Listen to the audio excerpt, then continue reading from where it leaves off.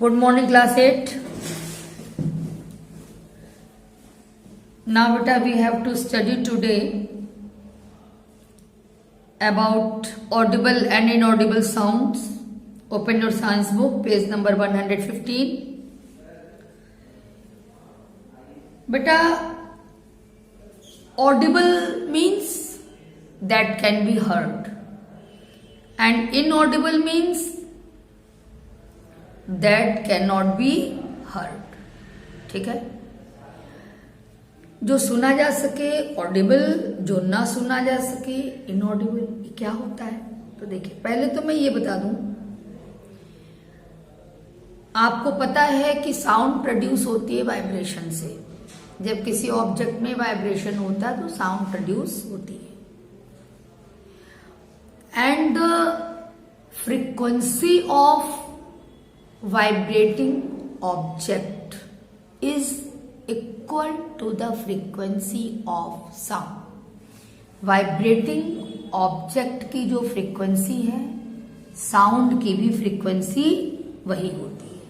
ठीक है, जब भी साउंड की फ्रीक्वेंसी की बात होती है तो आप ये समझिए कि जिस वाइब्रेटिंग बॉडी से साउंड प्रोड्यूस हो रही है उसकी फ्रीक्वेंसी. ठीक है, वाइब्रेटिंग ऑब्जेक्ट की फ्रीक्वेंसी ही साउंड की फ्रीक्वेंसी होती है. अब मान लीजिए कि कोई ऑब्जेक्ट है, साउंड प्रोड्यूस करेगा तो, लेकिन वो आपको सुनाई पड़ेगा कि नहीं सुनाई पड़ेगा, बात यहां है. तो कोई ऑब्जेक्ट है, उसमें वाइब्रेशन हो रहा है और साउंड की फ्रीक्वेंसी जो है मान लीजिए 20 हर्ट्ज से कम है. मीन्स 1 सेकेंड में 20 वाइब्रेशन से कम वाइब्रेशन हो रहे हैं. ठीक है, फ्रीक्वेंसी जो है साउंड की वो 20 हर्ट्ज से कम है. तो ऐसी कंडीशन में ह्यूमन ईयर को आवाज सुनाई नहीं देगी. इसी तरह से यदि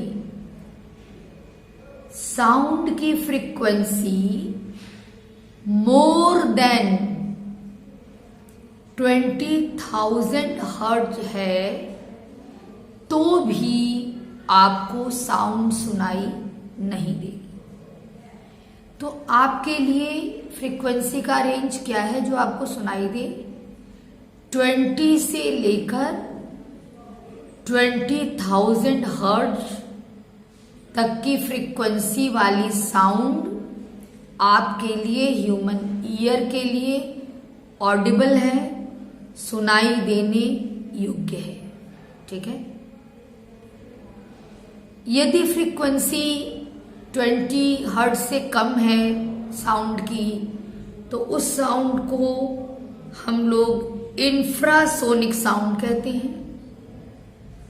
और यदि फ्रीक्वेंसी 20,000 हर्ट्ज से ज्यादा है तो ऐसी साउंड को हम लोग अल्ट्रासोनिक साउंड कहते हैं. और अल्ट्रासोनिक साउंड और इंफ्रासोनिक साउंड दोनों ही ह्यूमन ईयर के लिए ऑडिबल नहीं है. अब ये अलग बात है बेटा, इसीलिए मैं बार बार ह्यूमन ईयर की बात कर रही हूं. बैट्स और कुछ अदर इंसेक्ट्स हैं जो 20,000 हर्ट्ज के एबव फ्रीक्वेंसी वाले साउंड को भी सुन लेते हैं. ठीक है, तो ये तो हुआ बेटा ऑडिबल और इनऑडिबल साउंड के बारे में बातचीत. अब नेक्स्ट टॉपिक है रिफ्लेक्शन ऑफ साउंड. देखिए, रिफ्लेक्शन मीन्स आप जानते हो coming back in the same medium is called reflection. And you know this term in the chapter of light. You have also read it in class 6th, 7th, the reflection of light. Means bouncing back of light in the same medium, returning of the light in the same medium, वही बात sound के लिए भी है। ठीक है, sound किसी source से प्रोड्यूस हुई, सामने कोई दीवार है, कोई ऑब्जेक्ट है, उससे टकरा के फिर से आपके कान में आई, एक साउंड आपने सुनी, फिर उसके बाद फिर दूसरी साउंड वैसी ही सुनाई दे रही है, दैट इज इको, यही इको होता है। ठीक है, तो इसको आप फील कर सकते हो यदि किसी खाली हॉल में जाओ तो, क्योंकि यदि हॉल खाली नहीं है, बहुत से सामान वगैरह उसमें है, लोग उसमें हैं, तो होता क्या है कि फिर साउंड रिफ्लेक्ट नहीं होती है, वो साउंड एब्जॉर्ब हो जाती है। इवन आपकी बॉडी भी साउंड को एब्जॉर्ब करती है, कर्टन है लगा है वो एब्जॉर्ब करता है, कहीं कहीं फॉल्स सीलिंग्स लगे होते हैं वो एब्जॉर्ब करते हैं साउंड को, ऑडिटोरियम वगैरह में लगा होता है कि अनवांटेड इको जो है वो न आवे। ठीक है, तो अब क्वेश्चन ये है कि जैसे हमने कहा कि साउंड एब्जॉर्ब हो जाती है, कभी नहीं, इको नहीं सुनाई पड़ता, तो आप कहीं बैठे हो, आपको ये लगता है ना कि मैं इस कमरे में हूं, मैं बोल रही हूं, या कहीं से भी कोई आवाज निकल रही है तो उसकी इको क्यों नहीं सुनाई देती। तो एक तो रीजन ये हुआ कि एब्जॉर्बर्स हैं, एब्जॉर्ब हो जा रही साउंड, और भी रीजन है। रीजन ये है कि आपके जो ईयर्स हैं, कान जो आपके हैं, वो साउंड वेव्स को अंदर ले जाते हैं और एक इलेक्ट्रिकल इम्पल्स के रूप में जो है ब्रेन उसको लेता है, साउंड के सेंस को। तो ब्रेन में साउंड का सेंस 0.1 सेकंड तक रहता है। यदि 0.1 सेकंड के अंदर ही कोई और साउंड उस पे आती है तो हमारा ब्रेन उसको डिस्टिंग्विश नहीं कर पाता, और यदि 0.1 सेकंड के बाद कोई साउंड आती है, मतलब मैंने एक साउंड सुनी, उस सुनने के 0.1 सेकंड के बाद यदि कोई दूसरी साउंड आती है तब हम उसको सुन पाते हैं, समझ पाते हैं, डिस्टिंग्विश कर पाते हैं पहली और दूसरी साउंड में। दैट मीन्स शर्त क्या है, इको तभी हमें महसूस होगा, सुनाई देगा, जब वो पहली साउंड के 0.1 सेकंड के बाद हमारे पास आए। इसके लिए जरूरी क्या है कि जो जहां से साउंड रिफ्लेक्ट होके आना है, मतलब जो रिफ्लेक्टिंग ऑब्जेक्ट है उससे और मेरे बीच की दूरी कम से कम 17.2 मीटर होनी चाहिए। अब ऐसा क्यों है, क्यों मैं कह रही हूं कि 17.2 मीटर की दूरी होनी चाहिए, इसको समझने की पूरी कोशिश आप करिए। देखिए, आपको पता है कि एयर में साउंड की जो स्पीड है वो 344 मीटर पर सेकंड की होती है। मतलब एक सेकंड में साउंड ट्रेवल करेगा 344 मीटर, 1 सेकंड में साउंड ट्रेवल करेगा 344 मीटर। तो 0.1 सेकंड में कितना ट्रेवल करेगा, 0.1 से आप मल्टीप्लाई करिए, 0.1 सेकंड में इतना मीटर साउंड चलेगा। ठीक है, तो जब कोई भी साउंड इतना ट्रेवल करेगा उसके बाद आपके कान तक पहुंचे तब तो आपको आवाज सुनाई देगी, दोबारा इको सुनाई देगा। अब देखिए, यहां पर देखिए, ये बच्ची यहां पर है, ये दीवार है। ठीक है, बच्ची ही मान लीजिए बोल रही है, इसी को सोर्स मान लीजिए, ये बोलेगी, अपनी आवाज पहले तो खुद सुन लेगी, फिर वो आवाज साउंड वेव्स, भाई साउंड वेव्स है ना, तो एक ही वेव तो है नहीं, कुछ वेव्स को तो तुरंत ईयर द्वारा कलेक्ट हो गई, ब्रेन तक पहुंच गया सेंस, कुछ साउंड वेव्स जाएंगी, इससे टकराएंगी, फिर वापस आएंगी। ठीक है, तो वापस आने का समय, जैसे जो इसने बोला और फिर साउंड जब दोबारा वापस आ रही है, 0.1 सेकेंड का अंतर होना चाहिए ना भाई। इसका बोला हुआ इसको सुनाई पड़ा, ठीक है, उसके 0.1 सेकेंड के बाद ना जो आवाज आएगी वो नहीं इसको सुनाई देगी। तो जैसा कि हमने कहा कि आवाज को 0.1 सेकेंड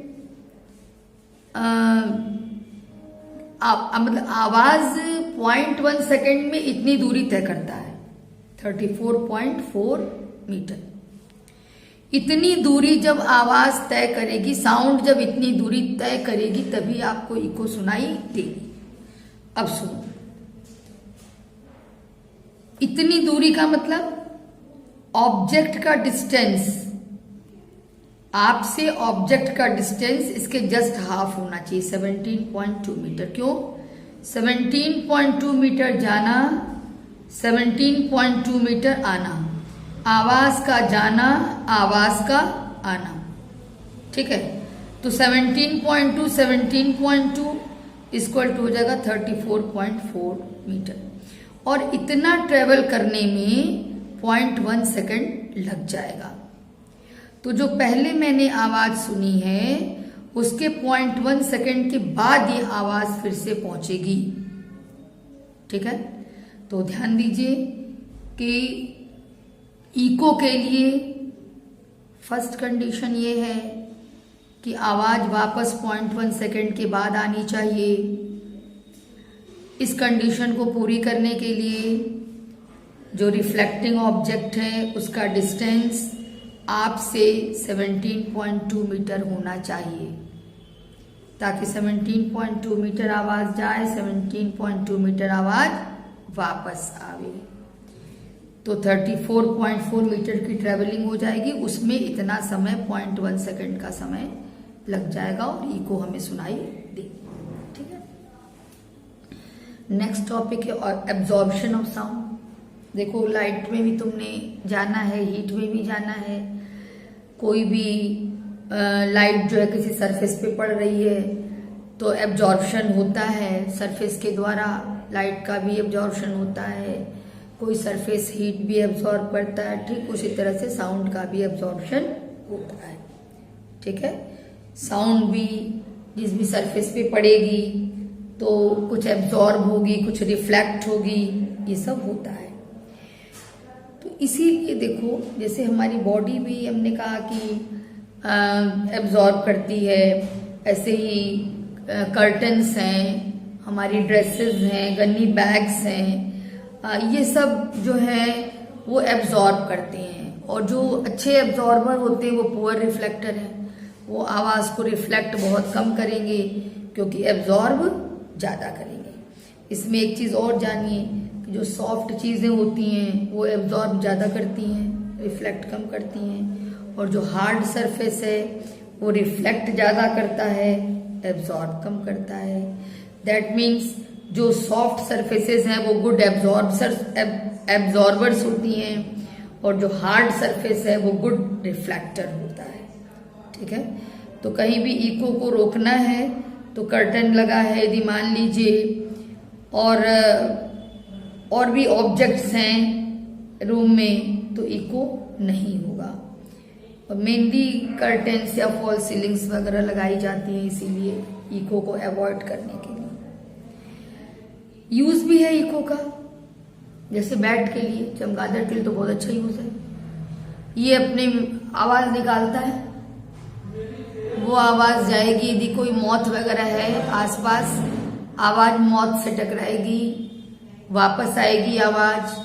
अब बैट जो है वो जो रिटर्न होके साउंड आई है उससे ये समझ लेता है कि मौत किस डायरेक्शन में, किस स्पीड से, कितने डिस्टेंस पर है, किस स्पीड से उड़ रहा है, किस डायरेक्शन में उड़ रहा है, ये इसको पता चल जाता है। तो उसी के हिसाब से अपना शिकार कर लेता है। इवन साइज भी पता चल जाता है इसको, बैट को। तो इतनी खासियत है बैट में, देखिए। इसी तरह से डॉल्फिन जो है ये भी पता कर लेती है कि तैर रही हूँ, आगे कोई बाधा तो नहीं है, और कोई मछली छिपी नहीं हो कहीं पे, ठीक है। तो इस तरह से ये अपने भोजन को भी लोकेट कर लेती है और जो मार्ग में आने वाली बाधाएं हैं उनको अवॉइड कर लेती है। इसी तरह से देखिए मॉडर्न टेक्नोलॉजी में यूज किया गया है इस प्रिंसिपल का कि आवाज जितनी दूरी तय करती है और जितना समय लेती है जाने में, उतना ही समय लेती है लौटने में। ठीक है, साउंड पहुंचने में जितना समय लगेगा किसी भी चीज तक, वहां से वापस लौटने में भी उतना ही टाइम लगता है। तो जैसे कि पानी के अंदर कोई चीज है उसका पता लगाने में इको का हम यूज कर सकते हैं। फिर देखिए जो म्यूजिक हॉल्स हैं उसमें कुछ हद तक इको को लोग पसंद करते हैं। क्यों? क्योंकि म्यूजिशियंस ने म्यूजिक बजाना बंद कर दिया, फिर भी जो साउंड आती रहती है इको के द्वारा वो थोड़ी सी प्लीजिंग इफेक्ट, सुख देने वाली प्रभाव को उत्पन्न करती है। तो कहीं कहीं ये भी अच्छा ही है। तो ये सब यूजेस थे इको के, समझा दिए गए। बेटा सुनिएगा, समझिएगा, रीडिंग भी कर सकते हैं आप, बुक की रीडिंग करेंगे और अच्छे से समझ में आ जाएगा। और एटलीस्ट कम से कम वीडियो तो 2-3 बार सुन ही लीजिएगा, जानकारी आपको हो जाएगी। ठीक है बेटा, इसके आगे अब कल। Thank you.